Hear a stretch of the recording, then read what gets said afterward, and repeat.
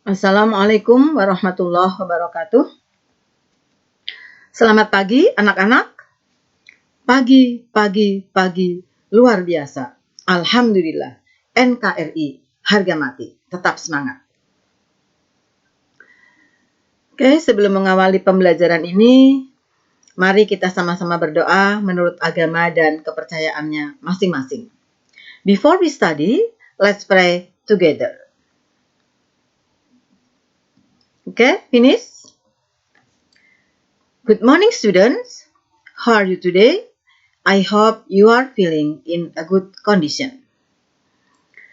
Anak-anak, pada hari ini kalian mengawali pembelajaran pada semester genap tahun pelajaran 2020-2021. I hope in this semester you are more success than the last semester. Ibu berharap pada semester ini kalian dapat lebih sukses dari semester kemarin. Yang kemarin membolos pembelajarannya terlalu banyak, harap dikurangi. Oke, kelas. Pada pembelajaran kali ini, Ibu akan menjelaskan tentang chapter 7. The title of the chapter 7 is My Uncle is a Zookeeper. Pada bab ini berkaitan dengan 16 tenses, yaitu salah satu tenses yaitu simple present. In this chapter, you will study about the simple present tense. The chapter of the title is My Uncle is a Zookeeper. Pada tujuan pembelajaran ini, setelah mempelajari sesi ini, kalian dapat mengkomunikasikan keadaan dan peristiwa yang terjadi secara rutin atau sebagai kebenaran umum untuk menghargai alam, untuk menunjukkan kebanggaan kita pada sesuatu, atau untuk memberikan contoh yang baik dan yang buruk. The simple present tense has the purpose is to communicate a state and event that happen routinely or as general truth in order to appreciate the nature, to show our pride in something, or to give a good and bad sample. Berarti kalian harus memahami tentang understand of the positive sentence, declarative sentence, negative and interrogative sentence. Okay, next. In this chapter, you will study the simple present tense, have the purpose, habitual activity, facts or general truth, schedule or event. The simple present tense is using for asking the habitual activity. Jadi simple present tense itu kalimat yang digunakan untuk menyatakan kebiasaan-kebiasaan. Habitual activity. Kebiasaan yang bagaimana? Kebiasaan yang biasa kita lakukan sehari-hari, kebiasaan yang bisa kita lakukan setiap minggu, setiap bulan, setiap tahun, atau setiap saat. Habitual activity. The example, they eat grass and plants every time. Elephant eats grass and plants. The students study the English lesson every Wednesday. Anak-anak belajar bahasa Inggris setiap hari Rabu. Okay, next. The simple present tense is also using for asking facts or general truth. Jadi simple present tense bisa juga untuk menyatakan fakta atau kebenaran umum. Example, the sun rises in the east. Jakarta is the capital of Indonesia. Next, the simple present tense is using for asking the schedule event. Jadi menyatakan jadwal atau kegiatan, jadwal kegiatan. The school begins at 7 a.m. The train leaves at 9 p.m. Nah, jadi itu di antara contoh-contoh simple present tense yang menyatakan habitual activity, facts or general truth, and the schedule event. Next, how to conjugate sentence. Bagaimana untuk mengkonjugasikan kalimat? Bagaimana untuk menghubungkan? Bagaimana untuk membuat kalimat itu? Ya, kalimat itu dibentuk atau simple present tense itu dibentuk dengan subjek, yang utamanya harus ada subjek. Subject can be pronouns or name. Subjek itu dapat berupa kata ganti atau nama orang. Kata gantinya tentunya kata ganti orang. She, he, it. They, we, I, you. Ya.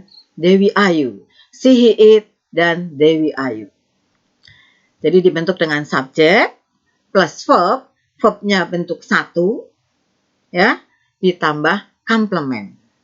Ada especially for the third singular, kata kerjanya ditambah s atau is.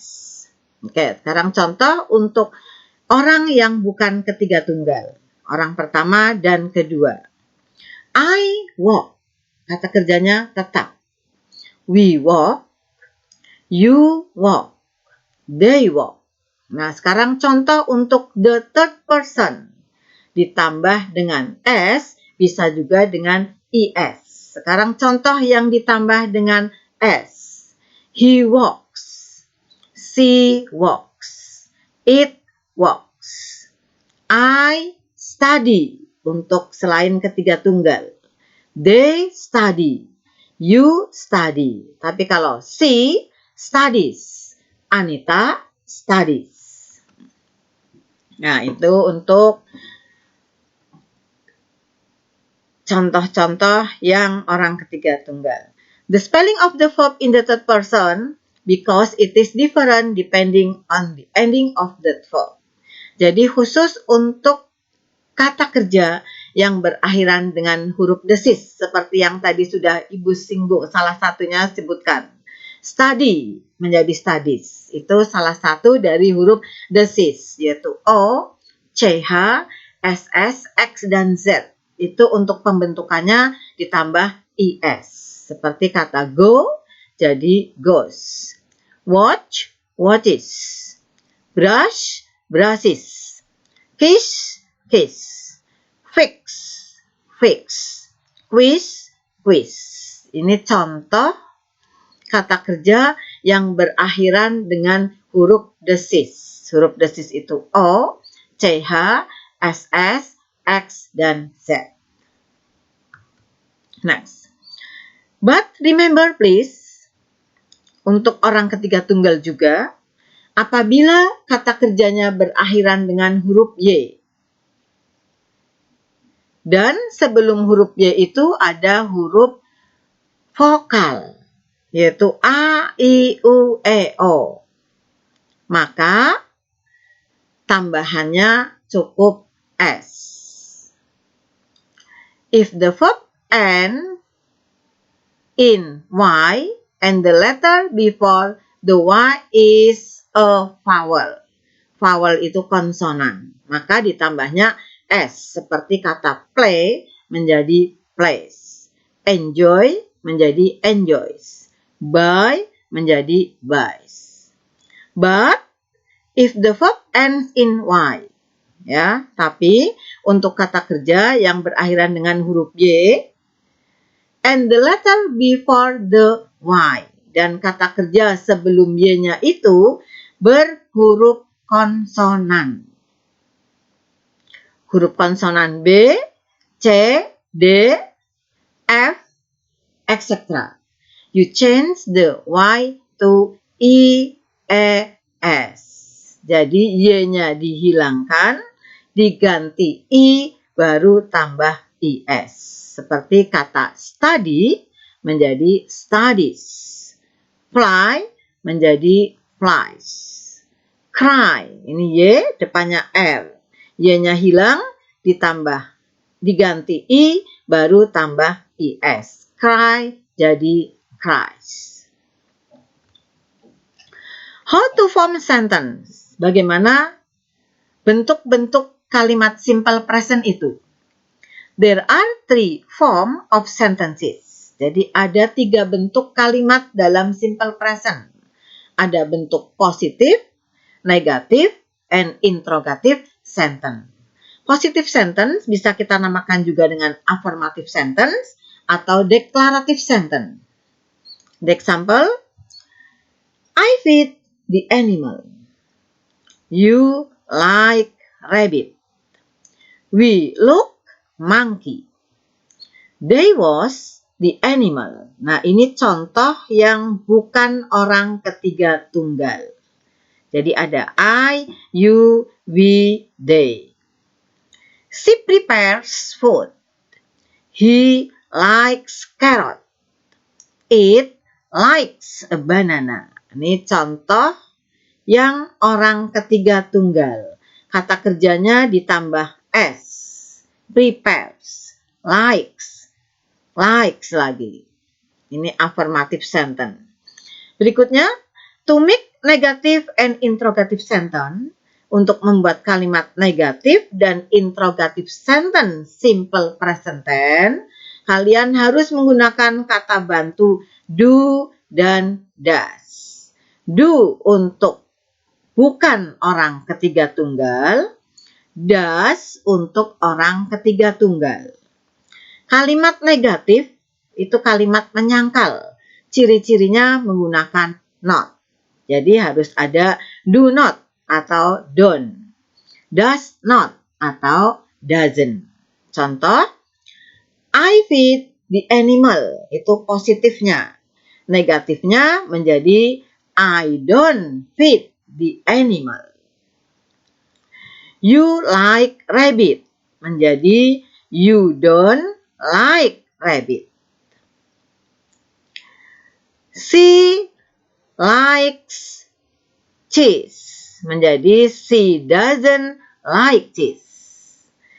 He likes cheese, menjadi he doesn't like cheese. Karena ini pakai does, maka kata kerjanya kembali ke bentuk satu, tidak pakai s lagi. He doesn't like cheese untuk negatifnya. Tadi di positif, likes-nya pakai s. Di negatif, s-nya hilang, pakai kata bantu does. He doesn't like cheese. And then, to make interrogative sentence, untuk membuat kalimat interrogatif itu kalimat menyangkal, itu masih menggunakan kata bantu do dan does. I feed the animal. Do you feed the animal? Do you feed the animal? Nah, pertanyaan ini harus dijawab dengan yes or no. Yes or no question. Do you feed the animal? Yes, I do. Atau kalau no, berarti I don't. She prepares food. Does she prepare food? Nah, ini pakai does, ini tidak ada s-nya. Yes, she does. Kalau no, berarti she does not. She doesn't. Ya. Oke, class please study step by step, sentence by sentence. After that, please pay attention to the example. Make the sentences into negative and interrogative sentence. Coba kalian buat kalimat negatif dan interrogatifnya. Kemudian yang kedua, study the English book chapter 7. Kemudian kerjakan halaman 89, 90, dan 93. Okay, class, thank you very much for your attention.